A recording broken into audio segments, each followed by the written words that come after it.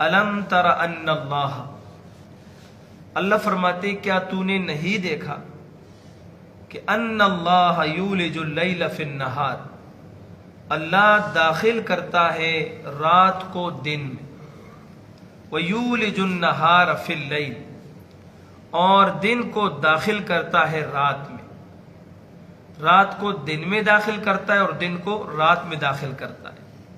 وَسَخَّرَ الشَّمْسَ وَالْقَمَرَ، اور اللہ تعالیٰ نے سورج اور چاند کو تمہارے لیے مسخر کر دیا، تمہارے کام میں لگا دیا، تمہاری خدمت میں لگا دیا۔ کل یجری الی اجل مسمی، ہر ایک چلتا ہے ایک مقررہ وقت تک۔ وَأَنَّ اللَّهَ بِمَا تَعْمَلُونَ خَبِيرٌ، اور یہ کہ تم جو بھی عمل کرتے ہو اللہ اس سے باخبر ہے، اللہ کو تمہارے سب اعمال کی خبر ہے۔ الم تر ان اللہ یولج اللیل فی النہار ویولج النہار فی اللیل، کیا تو نے نہیں دیکھا کہ اللہ تعالیٰ دن کو رات میں داخل کرتا ہے اور رات کو دن میں داخل کرتا ہے؟ دیکھو نا، جب اللہ تعالیٰ دن کو رات میں داخل کر دے تو دن چھوٹا ہو جاتا ہے، رات بڑھ جاتی ہے۔ جیسے سردیوں میں رات بڑی ہوتی ہے، دن چھوٹا ہوتا ہے۔ ہمارے ملک میں 22 جون سب سے بڑا دن ہوتا ہے، پھر اس کے بعد دن آہستہ آہستہ گھٹنے شروع ہو جاتے ہیں، رات بڑھنی شروع ہو جاتی ہے۔ پھر دسمبر جنوری میں راتیں تقریباً 14 گھنٹوں کی رات ہوتی ہے اور 10 گھنٹوں کا دن ہوتا ہے۔ پھر 22 دسمبر کے بعد دن بڑھنا شروع ہوتا ہے، رات گھٹنی شروع ہو جاتی ہے، اور پھر جو ہے دن 14 گھنٹوں کا بن جاتا ہے، رات گرمیوں میں 10 گھنٹوں کی بن جاتی ہے۔ یہ رات کو دن میں داخل کر کے دن کو بڑا کرنا، پھر دن کو رات میں داخل کر کے رات کو بڑا کرنا، یہ کس کی قدرت ہے؟ یہ اللہ ہی کی قدرت ہے۔ اللہ ہی کر سکتا ہے، اللہ کے سوا کوئی نہیں کر سکتا۔ وَسَخَّرَ الشَّمْسَ وَالْقَمَرَ، ہمیں یہ تو معلوم ہے کہ 22 جون سب سے بڑا دن ہے، 22 دسمبر سب سے چھوٹا دن ہے۔ پھر ہم کہتے ہیں جی ان راتیاں کٹ سنتے، دن رات چھوٹی ہو رہی ہے، رات بڑھ رہی ہے تو دن چھوٹا ہو رہا ہے، یہ کس کی قدرت سے ہو رہا ہے؟ ہمیں یہ غور و فکر کا ضرور کرنی چاہیے کہ یہ سب کچھ کرنے والی ذات ہمارے رب کی ذات ہے۔ وَسَخَّرَ الشَّمْسَ وَالْقَمَرَ، اور اللہ تعالیٰ نے سورج چاند کو تمہارے لیے مسخر کر دیا، تمہاری خدمت میں لگا دیا۔ چاند اپنے وقت مقررہ پہ آتا ہے اور وقت مقررہ پہ چلا جاتا ہے۔ پھر سورج کی باری آتی ہے، سورج اپنے ٹائم پہ نکلتا ہے اور ٹائم پہ جا کے غروب ہوتا ہے۔ سارا دن وہ اپنی ڈیوٹی دیتا ہے اور چاند ساری رات اپنی ڈیوٹی دیتا ہے۔ یہ چاند جاتا ہے، سورج آتا ہے، سورج غروب ہوتا ہے، چاند آتا ہے، یہ کس کی قدرت، کس کے حکم سے ہو رہا ہے؟ اللہ ہی کے حکم سے ہو رہا ہے۔ اللہ فرماتے ہیں کل یجری الی اجل مسمی، ان دونوں میں سے ہر ایک چلتا ہے ایک وقت مقررہ تک۔ وقت مقررہ سے مراد یا تو قیامت تک ہے کہ قیامت تک سورج چاند کا نظام چلے گا، سورج طلوع ہوتا رہے گا، غروب ہوتا رہے گا، چاند آتا رہے گا، جاتا رہے گا۔ جب قیامت آ گئی تو یہ دنیا کا نظام سارا ختم ہو جائے گا۔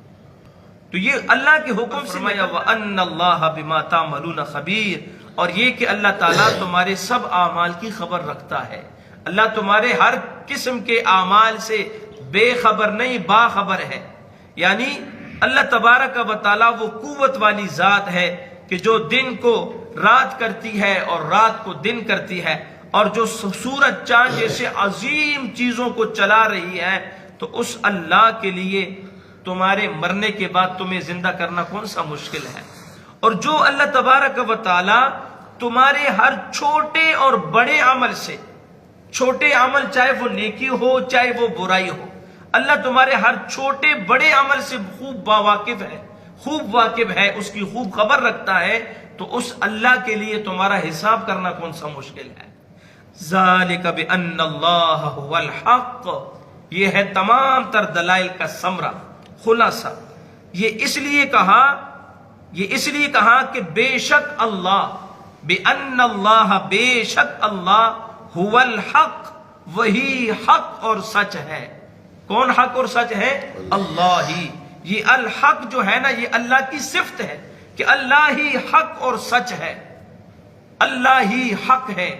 اور اس کے مقابلے میں یہ حق باہو، بے شک باہو، بیڑا تک باہو، یہ ساری غلط باتیں ہیں۔ اللہ ہی حق اور سچ ہے۔ قرآن نے کہا بِأَنَّ اللَّهَ هُوَ الْحَقُّ۔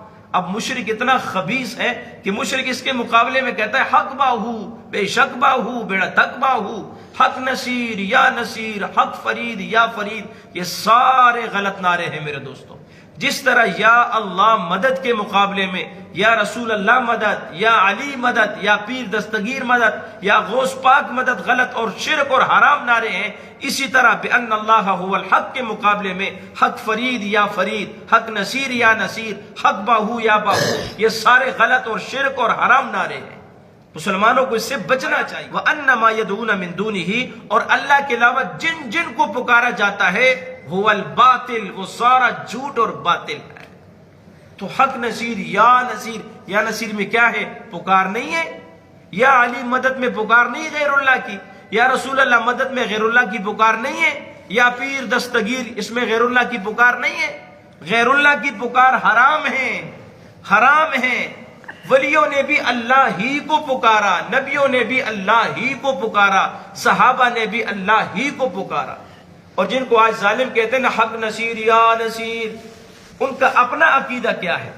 انہوں نے خود اپنے کلام میں کہا کس سے مانگیں، کہاں جائیں، کس سے کہیں، اور دنیا میں حاجت روا کون ہے؟ سب کا داتا ہے تو، سب کو دیتا ہے تو، تیرے بندوں کا تیرے سوا کون ہے؟ پھر کہتا ہے کہ انبیاء، اولیاء، اہل بیت نبی، تابعین و صحابہ پہ جب آ بنی، گر کے سجدے میں سب نے یہی عرض کی، تو نہیں ہے تو مشکل کشا کون ہے؟ کس سے مانگے، کہاں جائیں، کس سے کہیں، اور دنیا میں حاجت روا کون ہے؟ یہ اس کا اپنا یہ عقیدہ اور نظریہ ہے۔ لیکن آج مشرک ان کو حق نصیر یا نصیر کے نعرے، حق فرید یا فرید، یہ ساری من گھڑت اور حرام باتیں ہیں میرے دوستو۔ اللہ ہی حق اور سچ ہے۔ فرمایا کہ اللہ تعالیٰ کی ان صفات کا ذکر اس لیے کیا گیا کہ اللہ ہی رات کو دن میں داخل کرتا ہے، اللہ ہی دن کو رات میں داخل کرتا ہے، اللہ ہی سورج اور چاند کا نظام چلا رہا ہے، اللہ ہی گرمی سردی کا نظام چلا رہا ہے۔